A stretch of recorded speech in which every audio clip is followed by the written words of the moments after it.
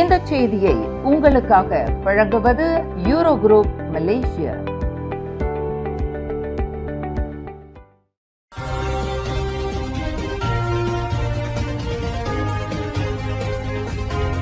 வணக்கம். திசைகளின் 5 மணி செய்திகள். Lim Kuan எங்கிற்கும் தொழிலதிபர் ஜாரோலுக்கும் இடையே நான் ஓர் இடைத்தரகர். நீதிமன்றத்தில் ஞானராஜா சாட்சியம். முன்னாள் பினாங்கு முதலமைச்சர் லிம் குவான் எங்கிற்கும் தொழிலதிபர் ஜாருல் அஹ்மத் ஜுல்கிஃப்லிக்கும் இடையே பண பரிமாற்றம் செய்வதற்கு தான் இடைத்தரகராக செயல்பட்டதாக தொழிலதிபர் ஜி ஞானராஜா இன்று கோலாலம்பூர் செஷன்ஸ் நீதிமன்றத்தில் சாட்சியம் அளித்தார். பினாங்கில் கடல் வழி சுரங்கப்பாதை திட்டத்தின் மூலம் லிம்முடன் ஜாரோலுக்கு நேரடி தொடர்பு இருந்ததாகவும், ஆனால் அவருக்கு பணம் கொடுப்பதில் ஏற்பட்ட சில தடைகள் காரணமாக தான் அந்த பொறுப்பை ஏற்றதாகவும் ஞானராஜா கூறினார். 2017ஆம் ஆண்டில் லிம்மிடம் தான் பணத்தை ஒப்படைத்த போது அதை ஜாரோல் நேரில் கண்காணித்ததாக ஞானராஜா குறிப்பிட்டார். இருப்பினும் தொழில் அதிபர் கீதாஞ்சலியின் கணவரான ஞானராஜாவின் இந்த கூற்றை லிம்மின் வழக்கறிஞர் ராம் கர்பால் சிங் வன்மையாக மறுத்தார்.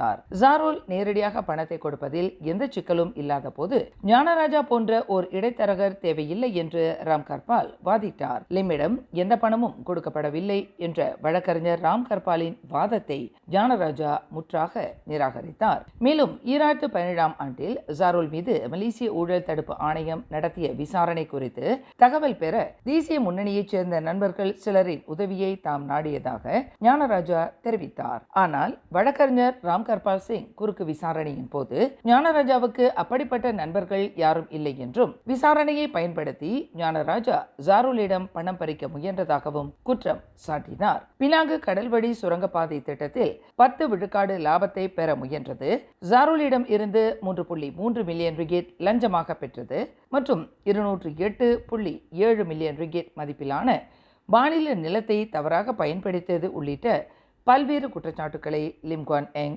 எதிர்கொண்டுள்ளார்.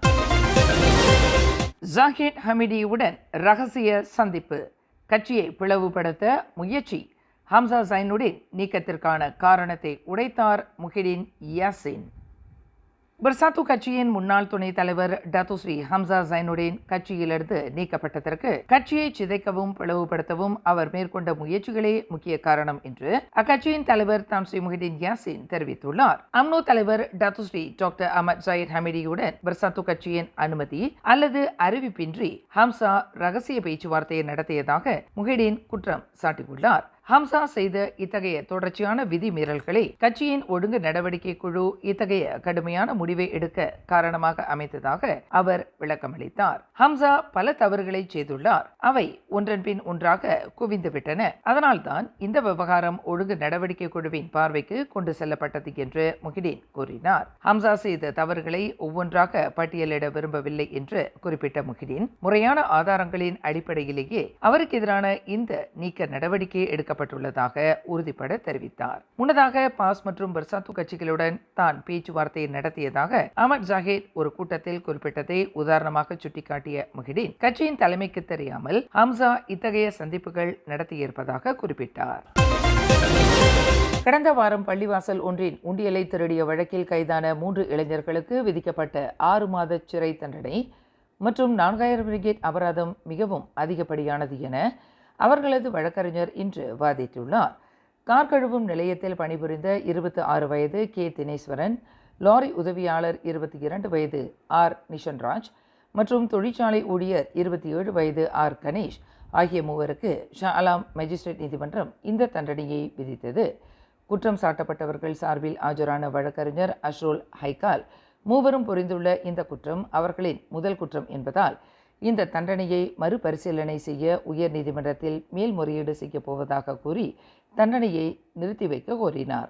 அந்த உண்டியல் மீண்டும் ஒப்படைக்கப்பட்டு விட்டது என்றும் அதில் இருந்த தொகை 200 ரிங்கிட்டிற்கும் குறைவுதான் என்றும் அவர் சுட்டிக்காட்டினார். இருப்பினும் அரசு தரப்பு வழக்கறிஞர் முவாஸ் கவரிஸ்மி அஸ்வார் தண்டனையை நிறுத்தி வைப்பதற்கு வலுவான காரணங்கள் ஏதுமில்லை என கூறி எதிர்ப்பு தெரிவித்தார்.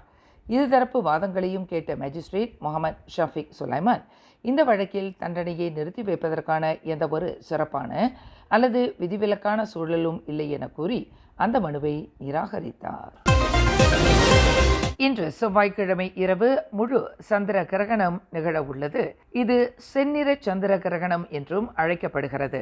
ரமலான் மாதத்தின் 14வது இரவு மற்றும் சாப்கோமி கொண்டாட்டத்துடன் இணைந்து வரும் இந்த சந்திர கிரகணம் கிழக்காசியா, ஆஸ்திரேலியா, பசிபிக் பெருங்கடல், வட அமெரிக்கா மற்றும் மத்திய அமெரிக்கா ஆகிய பகுதிகளில் தென்படும் என்று மலேசிய விண்வெளி ஆய்வு மையம் தெரிவித்துள்ளது.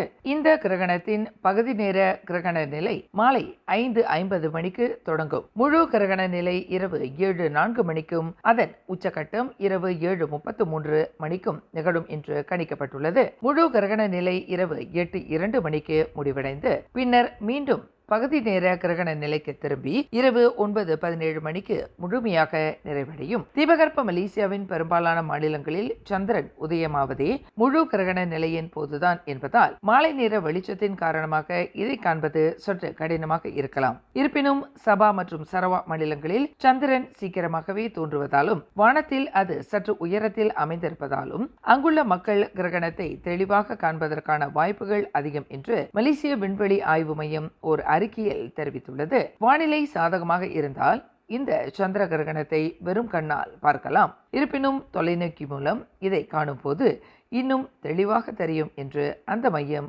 குறிப்பிட்டுள்ளது. பேரா சித்தியாவானைச் சேர்ந்த வெண்ணிலவன் பரந்தாமன் உயர்கல்வி அமைச்சர் டத்துஸ்ரீ டாக்டர் ஜம்ரி அப்துல் காடீரின் சிறப்பு அதிகாரியாக நியமிக்கப்பட்டுள்ளார். தமிழ் மொழியில் தனது இளங்கலை பட்டப்படிப்பை சிறப்பு தேர்ச்சியுடன் நிறைவு செய்த வெண்ணிலவன் தற்போது மொழி மற்றும் தொடர்பு துறையில் முதுகலை பட்டப்படிப்பை உப்சி பல்கலைக்கழகத்தில் மேற்கொண்டு வருகிறார். பேரா மாநில மாயிகாவின் புத்ரா பிரிவின் தலைவராகவும் வெண்ணிலவன் பொறுப்பேற்றுள்ளார். தலைமைத்துவ பண்பியலில் அதிக ஆர்வம் கொண்ட இவர் சுமார் 9 நாடுகளுக்கு சென்று உலகளாவிய நிலையில் இளைஞர் மாநாடு, சிறப்பு சந்திப்பு, பட்டிமன்றம், பன்னாட்டு கருத்தரங்கு போன்றவற்றில் கலந்து கொண்டு பல விருதுகளையும் வென்றுள்ளார். கடந்த ஆண்டு இந்தோனேசிய வீட்டு பணிப்பெண்ணை கட்டாய உழைப்புக்காக கடத்தியதாக குற்றம் சுமத்தப்பட்ட டாக்டர் தம்பதியினர் கிள்ளான் செஷன்ஸ் நீதிமன்றத்தில் குற்றச்சாட்டை மறுத்து விசாரணை கோரியுள்ளனர். 27 வயதான அமீர் மிர்சா கமருடீன் மற்றும் 28 வயதான டாக்டர் சித்தி ஹஜா அஹ்மத் காலித் ஆகிய இருவர் மீதான குற்றச்சாட்டுகள் சப்ரி இஸ்மாயில் முன்னிலையில் வாசிக்கப்பட்டன. 42 வயதான இந்தோனேசிய பெண்ணை மனித கடத்தல் மூலம் உழைப்பு சுரண்டலுக்கு உட்படுத்தியதாக இவர்கள் இருவர் மீதும் குற்றம் சுமத்தப்பட்டுள்ளது. மருத்துவ உதவியாளராக பணியாற்றும் அமீர் மற்றும் மருத்துவ அதிகாரியான சித்தி ஹஜார் ஆகிய இருவரும் கடந்த ஆண்டு நவம்பர் 18ஆம் தேதி அம்பாங்கில் உள்ள ஓர் அடுக்குமாடி குடியிருப்பில் இந்த செயலில் ஈடுபட்டதாக கூறப்படுகிறது. இந்த குற்றச்சாட்டு 2007ஆம் ஆண்டின் கடத்தல் எதிர்ப்பு மற்றும் புலம்பெயர்ந்தோர் கடத்தல் தடுப்பு சட்டத்தின் பிரிவு 12 கொண்டு வரப்பட்டுள்ளது. சுங்கை பட்டாணியில் உள்ள ஒரு பள்ளி கட்டிடத்திலிருந்து விழுந்து காயம் அடைந்த 5ஆம் படிவ மாணவன் தொடர்புடைய சம்பவத்தில் இதுவரை எவ்விதமான பகடிவதை அல்லது குற்றவியல் கூறுகள் கண்டறியப்படவில்லை என கிடா மாநில கல்வித்துறை தெரிவித்துள்ளது. தமான் ரியாஜயா இடைநிலை பள்ளியில் காலையில் மாணவர் ஒன்று கூடும் சபை நடைபெற்றுக் கொண்டிருந்த போது ஏ கட்டிட தொகுதியின் கீழ் பகுதியில் அந்த மாணவன் விழுந்து கிடப்பதை துப்புரவு பணியாளர்கள் கண்டறிந்தனர். சம்பவத்தின் போது பள்ளியின் அனைத்து மாணவர்களும் ஆசிரியர்களும் ஒன்று கூடும் சபையில் இருந்ததால் கட்டிடத்தின் மேல் பகுதியில் வேறு நபர்கள் யாரும் இல்லை என்பது முதற்கட்ட விசாரணையில் தெரிய வந்துள்ளது. எனவே இதில் மற்றவர்களால் துன்புறுத்தப்பட்டதற்கான அறிகுறிகள் இல்லை என கல்வித்துறை குறிப்பிட்டுள்ளது. இருப்பினும் இந்த சம்பவத்திற்கான உண்மையான காரணத்தை கண்டறிய மேல் விசாரணை தொடர்ந்து நடைபெற்று வருகிறது.